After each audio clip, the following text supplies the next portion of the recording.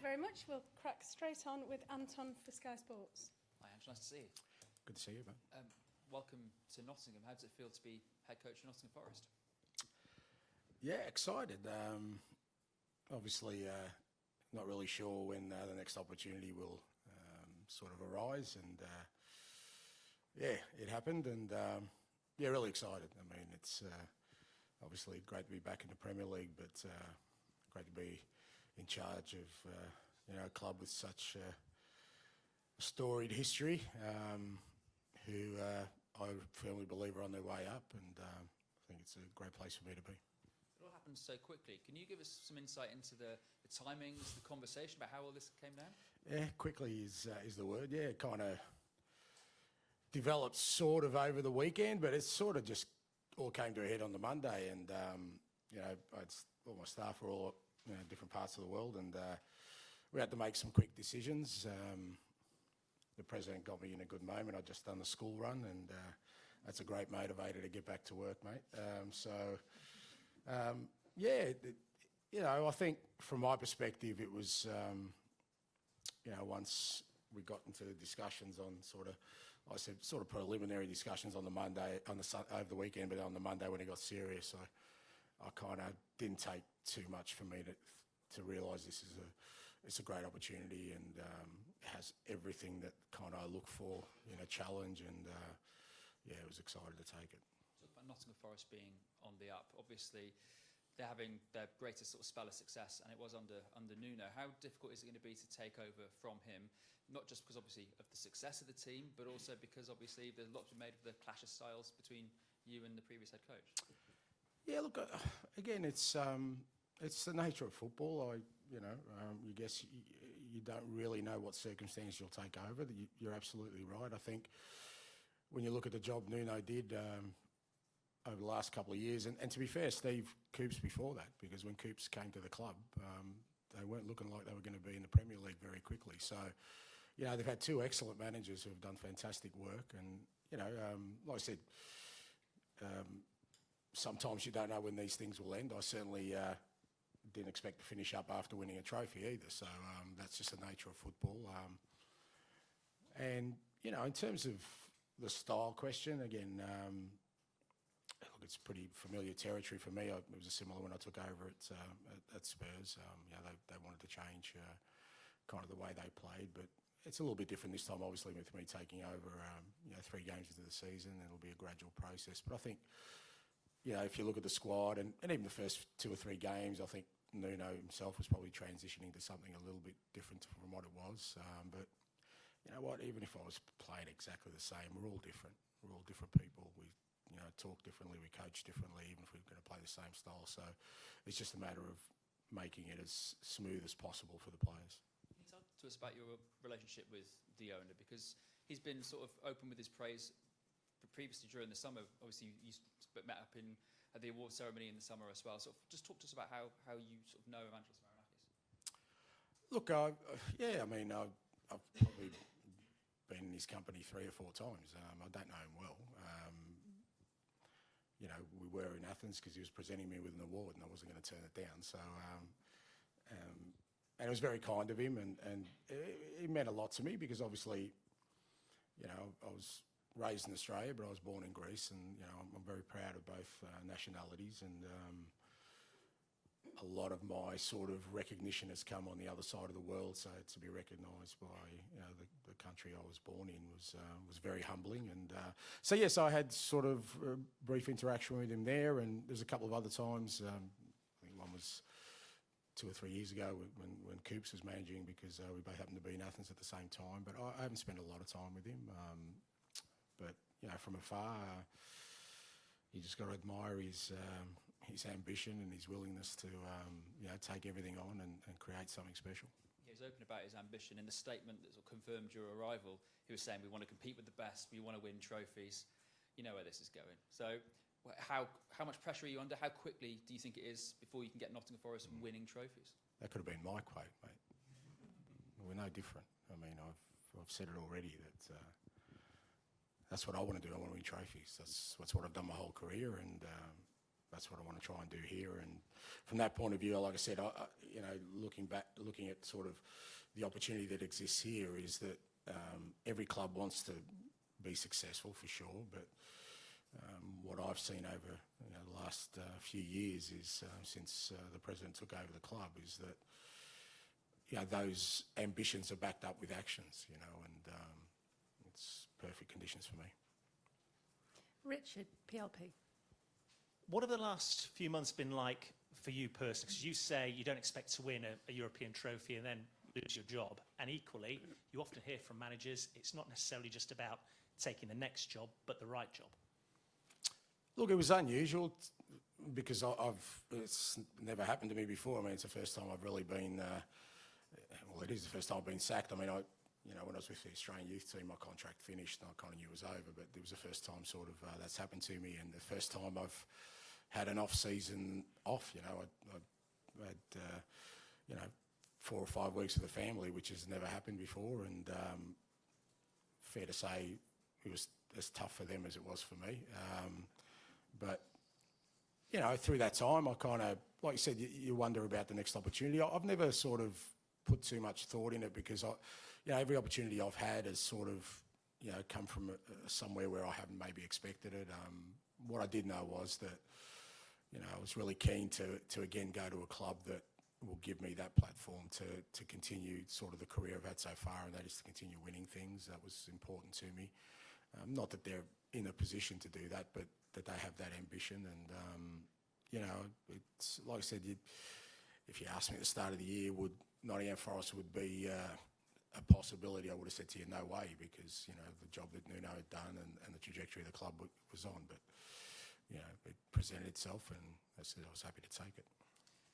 Obviously, you've said that this all came together pretty quickly over the course of the last 7 days. You come to a club that, in terms of the football demands, are in a similar situation to what Tottenham were with European expectations from last season. So from afar then, what's your assessment of this squad, and how well equipped do you think it is to be able to handle both domestic and European demands? Yeah, it is a challenge for sure. We experienced it at Spurs last year, and not just us, but I think all clubs that are in Europe, it's a real challenge with the demands on players these days. And I really like the squad. I think it's got great sort of balance in terms of being able to cover most positions for the rotations you need. There's a variance in styles in there that will allow you to play differently because there's no doubt European football is has different demands on you than the Premier League and the cup competitions as well, and we want to compete on all fronts. So I've only had sort of 2 days with the players, only one today with the whole squad, but I think there's a good balance there of a squad that I think is ready to compete, but also robust enough to handle what's ahead. Without divulging any secrets, what have the conversations between you and the players been like? Because obviously, I imagine for a lot of them, they'll have gone away on international duty, and this will have come as a shock to them as well.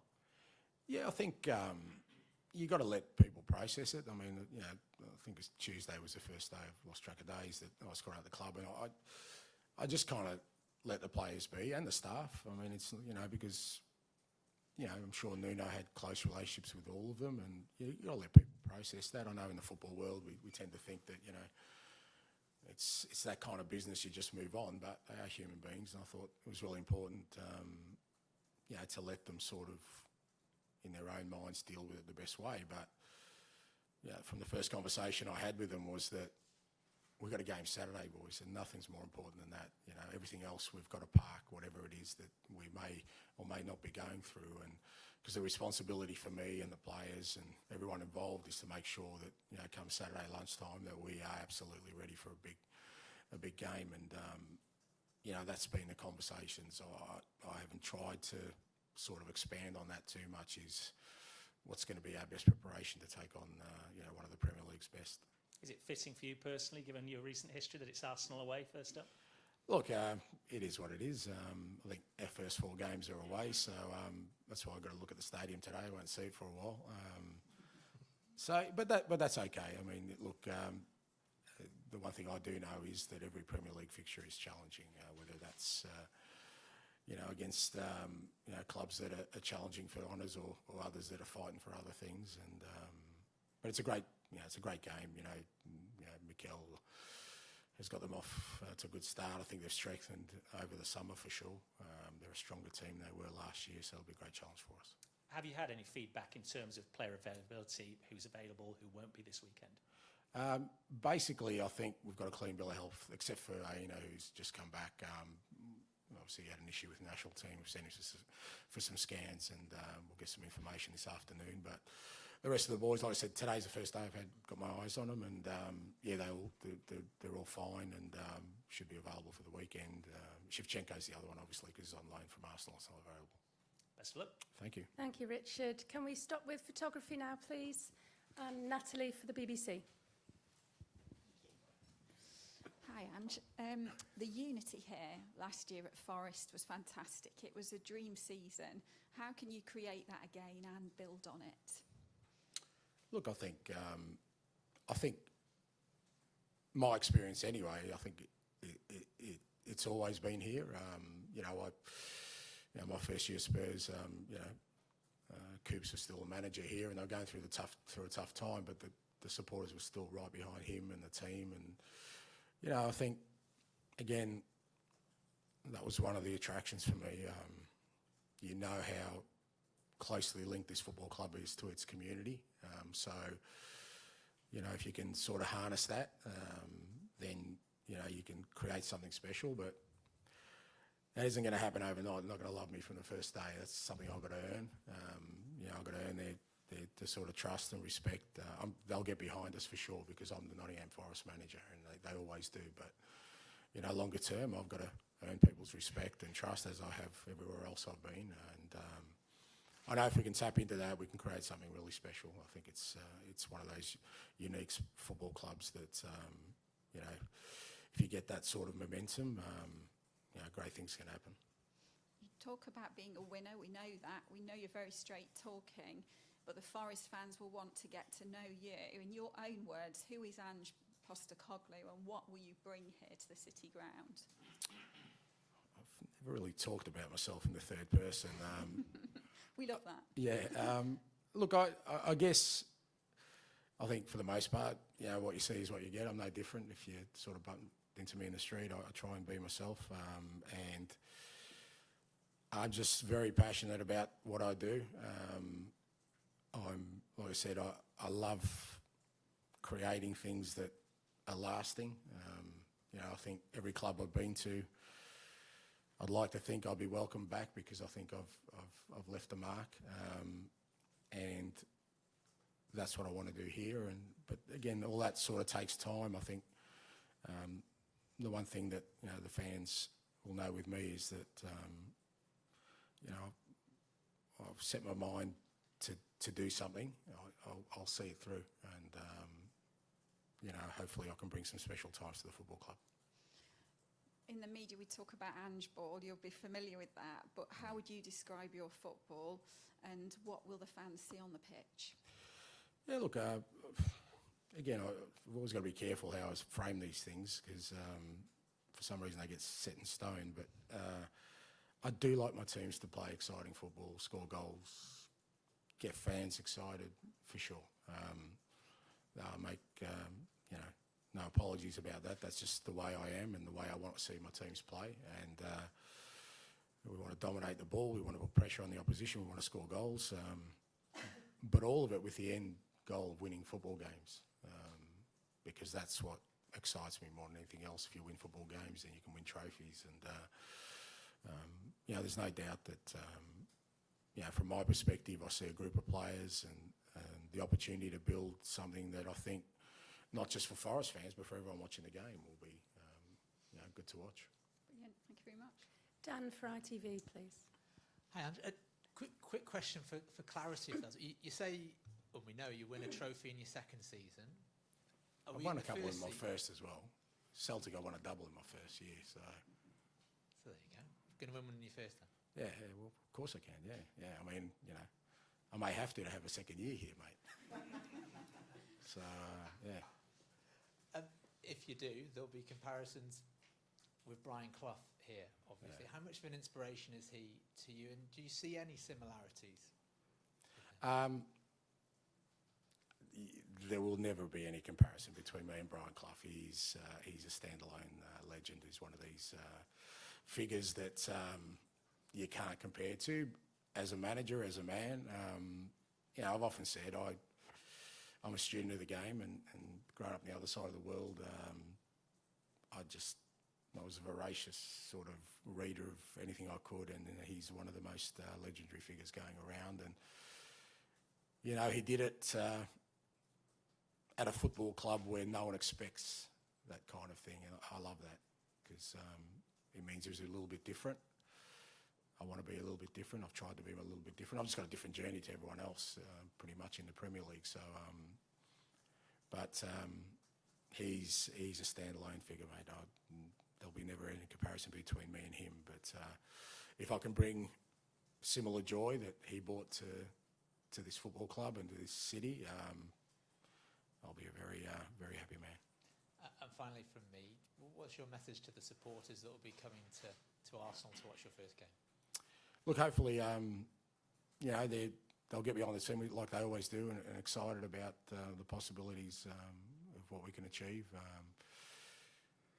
The club's back in Europe. That's a fantastic incentive for us to really, create something special along with the domestic competitions, and hopefully they see an enthusiasm in the team. Look, the players have been fantastic. It's like I said, they've had to process it, but they also understand that they have a responsibility to this football club to make sure they perform. The last game wasn't great, so you've got to take that into account and say, well, we want to make it amends for that, irrespective of what's happened in between, because we want to make sure that our supporters go home happy. Thank you much. Thanks, mate. Jacqueline, Channel 7. Hi Ange, you'll obviously have a lot of Australian fans that are following you to this new club. Have you considered funding some sort of amnesty program back home so those who bought a Spurs kit can now switch to a Forest one? Yeah, fair to say, when I first took over Spurs, I didn't know any Aussie Spurs supporters, and then all of a sudden there's thousands of them. So, yeah, no, it's like all my friends. Their allegiances change pretty quickly.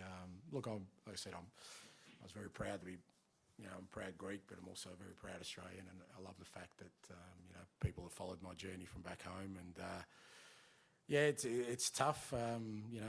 Allegiances will be tested, but I'll find out who the true Ange believers are and who are just who's just on the gravy train pretty quick. So yeah. I had a fan sing "Tie Me Kangaroo Down Postecoglu." Do you think that chant's going to take off? I'll leave it to the fans. They're pretty creative. As long as it's complimentary, I'll take it. Thanks, Jacqueline. Hannah from 9. Hi, Ange. Congratulations. Another Aussie over here. I just wanted to know, how did your Melbourne mates take the news? What did they think? Yeah, it was funny because over the weekend I was celebrating my 60th night at Rangers ages ago to have four of my best mates from Oz. We met on the weekend, and we had this whole thing planned, sort of hangover style. But we were in bed by 10 o'clock, so we realised we're 60 years old. But, sort of there was kind of an inkling that something may happen. And, look, they're super excited. Fair to say they're very invested in me, that they love the Premier League and they love, following whatever teams I kind of manage. So, I think, everyone sort of in my inner circle are pretty excited by it. You've made history as an Australian, as the first Australian to manage a Premier League team, to have another go. How proud are you of this moment? Yeah, look, I think, I guess the opportunity presented itself because of the work I've done so far to get here, and it's what I've prided myself on, is that, when I did start in Australia, I've kind of reached this point, not because of anything other than just working hard and being successful, and that's opened doors for me. And I feel pretty humble and blessed to be in a position where I get another opportunity to manage in the greatest league in the world, and at a historic football club. I don't take that for granted, and that's why I want to make sure that I have success here as well. What would your message be to young Aussies who look up to you and want to be where you are now? Don't be a manager, for God's sake. No, look, I think there is something in that, and you know, it's not something very easy for me to verbalise, but I think for anyone who does come from Australia, we realise just how far away we are from this world, and I think even to this day, you know, people, particularly here in the Premier League, think I only started coaching 2 years ago when I took over Spurs. You know, it just doesn't. It seems everything I've done up to that point doesn't really resonate with anyone, but that's okay. You know, we love being the underdog. We love being written off as Aussies. We you know, we're a small country that takes on the world in terms of, particularly in sport, and I kind of like being in that space anyway. And I think for any young person, irrespective of where you are, you know, you can talk about having dreams. I surpassed my dreams probably 20 years ago about what I wanted to do in the game.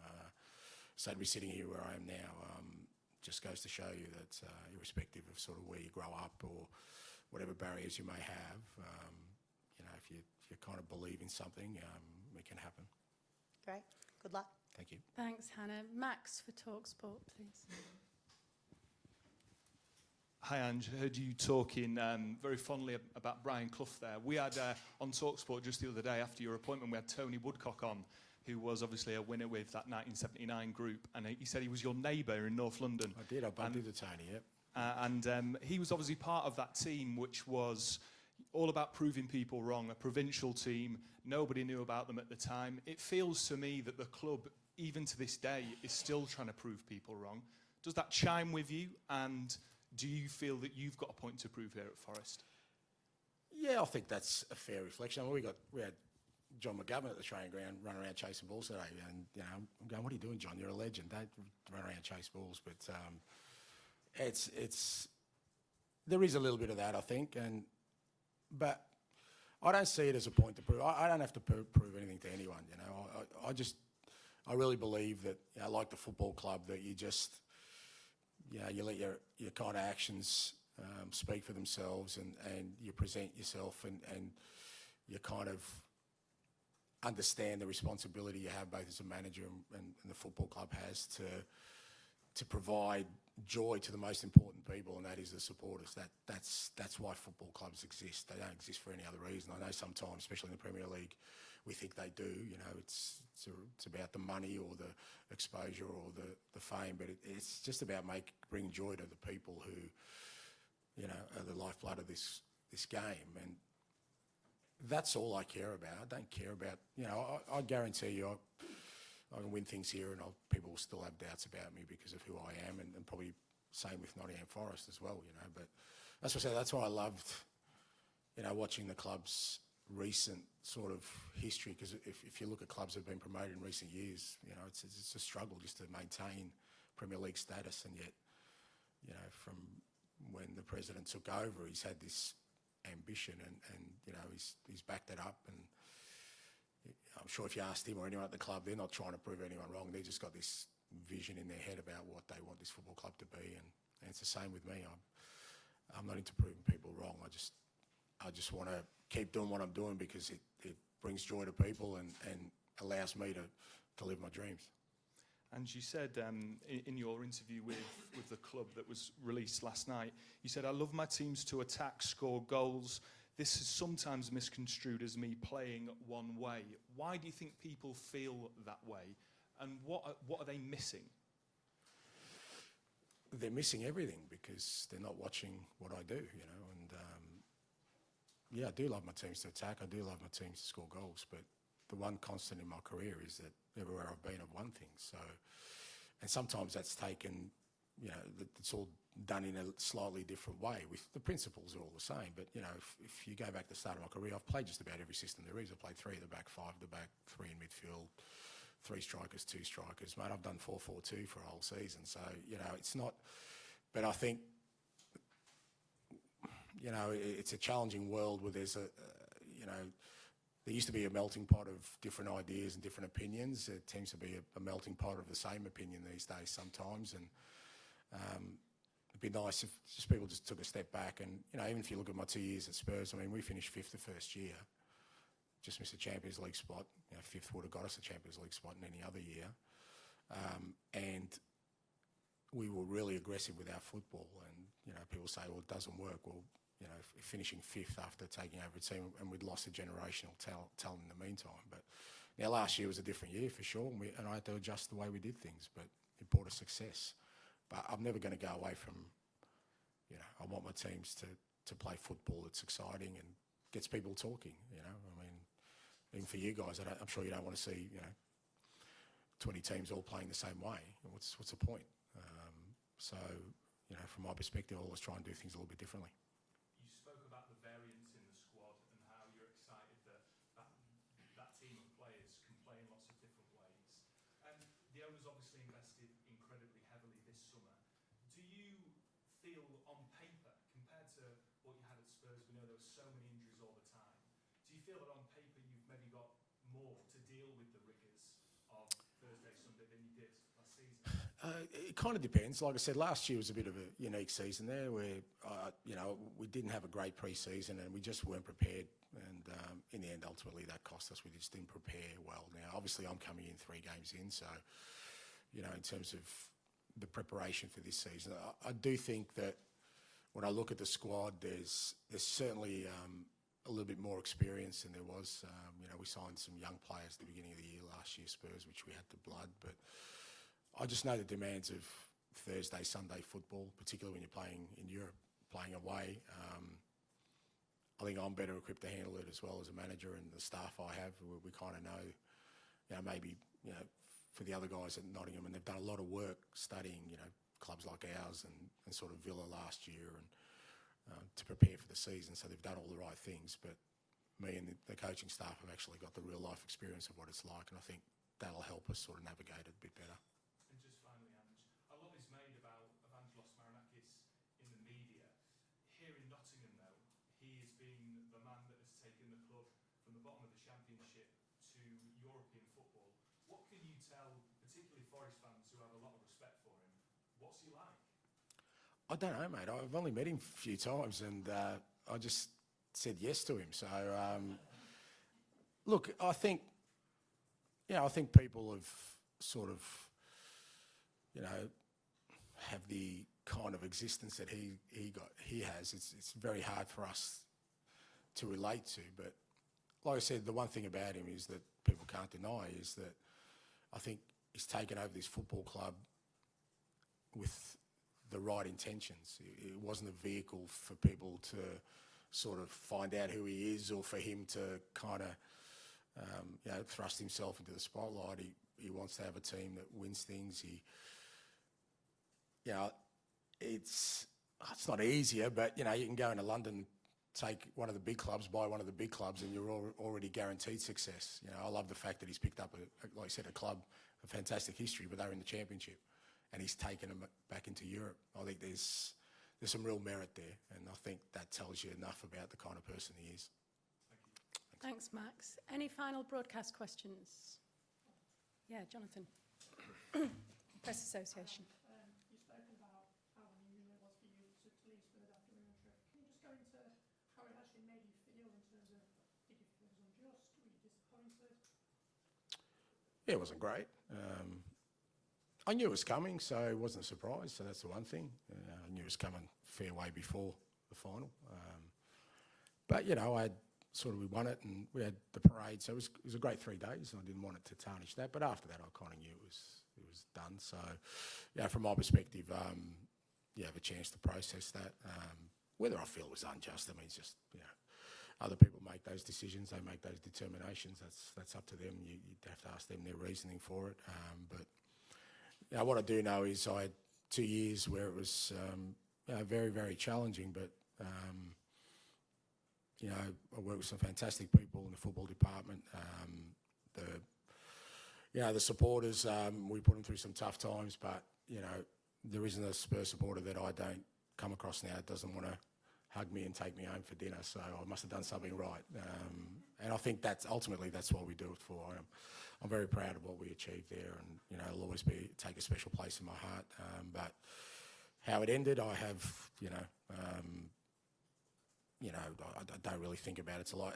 And to be fair, you know, I've done it a couple of times myself. I left Celtic, you know, and I'm sure that they were disappointed when I left. I left Yokohama, they were disappointed. So you understand that that's, you know, part of the business we're in, but that's okay. You know, it's allowed me now to move into this, and maybe these things happen for a reason. Daniel Levy since left Spurs, since you, can you give a sense of what it was like to work for the chairman, and were you surprised that he's no longer there?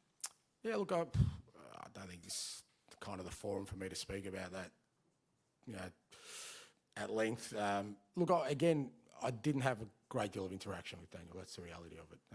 You know, I tend to get on with my daily business and do what I need to do. You know, he was there for a very long time. He invested a hell of a lot in that football club in terms of building it up to where it was. You know, I guess he appointed me, so I've got to be, you know, thankful for that, and hopefully I repaid it with, you know, providing a trophy that they hadn't had for a very long time. Thank you. Cameras off, please. Written section embargo till 10:30.